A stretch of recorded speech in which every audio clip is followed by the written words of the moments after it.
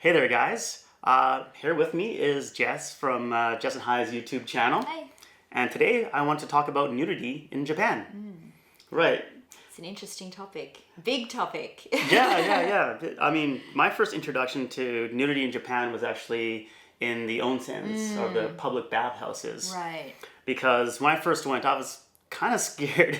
I mean, when I used to go into the public swimming pools in Canada, I would actually cover myself up so nobody would see me naked. So I was very nervous about being in this room full of naked men. But one thing that surprised me when I did it was that there was actually a woman in the men's area, right? Because at these public bathhouses, have you ever used the massage services there? No, I haven't. And these are safe massage services, by the way. They're not anything funny.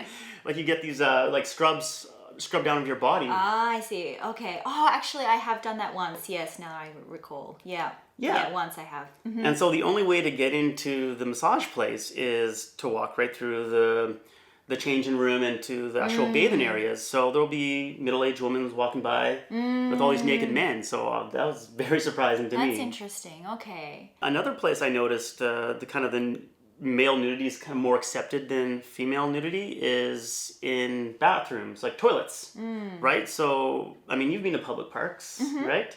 So, have you seen those stalls where you can actually see a guy pee? Yeah. So, I mean, what did you think of that when you first saw it? Well, I did think it was a little bit strange at first. I guess like I've kind of become numb to it. I'm used to it now, so I don't really notice it so much. But now that you've brought it up, it is something that is quite different, right? Like the society is a little bit more sensitive towards female body image than male body image, if that makes sense. Yeah, actually that makes sense. Yeah. I was kind of, a little nervous because, you're in a park and I take my kids there and there's all the mothers there and so kind of looking around and before I go pee because, you literally, if you get the right angle, you might be able to get a glimpse of my junk. And just not something I'm quite used to. Yeah. But you would have noticed this in the female bathrooms. Have you seen urinals before? I have seen them, yeah, and I kind of assumed they were for like little kids. Yeah, I think so. Yeah. If a mother brings in their young son or something, but yeah, I have seen them.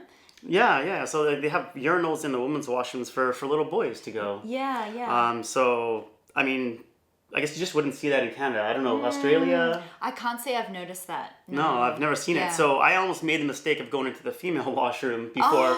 Because I just see a urinal. I'm like, okay, it must be to get men's. Oh, okay. Right? Yeah, I hadn't thought about that because it is usually quite near the entrance, right? Right, yeah. Like near the sinks and stuff. Yeah, you can see Interesting. Okay. And actually, when we were talking about the bathrooms and, the little boys' urinals in the female bathrooms, I realized that in the onsens, the public baths, they actually, up to a certain age, kids of different genders are allowed to go into the different baths, right? So one of the onsens I've been to, they say 120 centimeters, so there's a line on the wall. Oh, really? Kind of like a carnival ride. Interesting. And if you're past this height, if you're a little boy, you can't go into the girls' one, or vice versa. Oh, okay. So my son, Shin, he is in grade 1 now, and he just passed that 120 centimeter mark, so now he can only go into the male one. Okay. But have you seen little boys in the girls' one? Yeah, absolutely. Yeah, it happens a lot. Yeah, you see a lot of young kids in there with their mothers.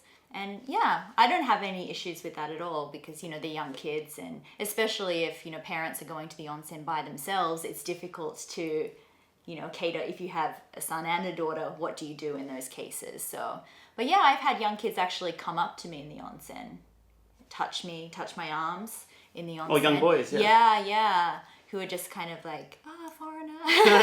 How does foreigner skin feel? Yeah, exactly. How does it feel? Apparently the same, according to the... Of course, the mother was like horrified that he'd done this, right? But no, I don't mind like that kind of thing. Okay.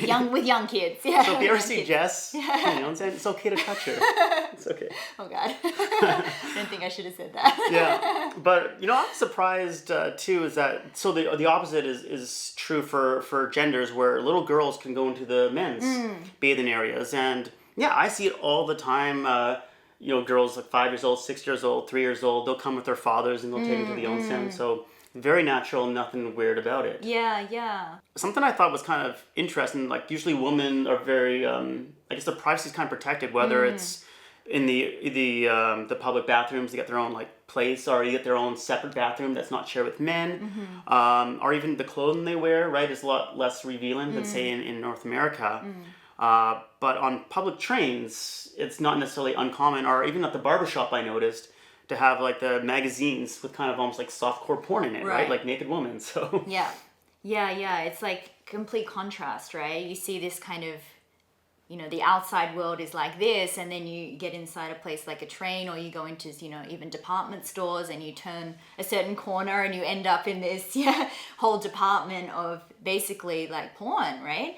And so it's really interesting how that's kind of accepted in Japanese society, like, you know, reading, you know, these kind of comics or things that are quite sexually explicit on the train, you know, and you can see that they're reading it, right? Right. Yeah, so it's quite interesting to see that contrast. Have you ever asked any other Japanese women or men like how they feel about those magazines, or? Not really. I kind of get the feeling that it's something that people don't really talk about so much. I don't know. Have you had that experience, like talking to people about it? No, I haven't. I mean, I don't partake in those magazines, right? The only time I've ever done any talking was probably with my kids, and we go to 7-Eleven, and you know, there's like, they call it the opai section, and opais are breasts, right? So, because they'll have, usually it's like a bathing suit clad, you know, lady, you know, and they'll be on the covers, and like they're like, there's the, you know, the opai section, and they'll laugh about it, but. Yeah. That's about it. Yeah. Well, I guess it's something that, you know, obviously kids are seeing from a very young age, right? So it's not, they don't really think so much of it, right? It's kind of just become normalized. Oh, you know, some people read those kinds of magazines on the train. No one really says anything about it. Okay, thank you so much, Jess, for coming and talking to me about nudity. You're welcome. Thank you for having me. Yep, and if you want to get a good perspective on what life is like in Japan for somebody who's traveled around the world a lot, Jess, how many countries have you been to? Do you even know? I don't really count them, but 50 plus. 50 plus countries. So she has a good perspective of different cultures. So check out her and her husband's YouTube channel. And thank you so much for watching, guys. See ya. Bye.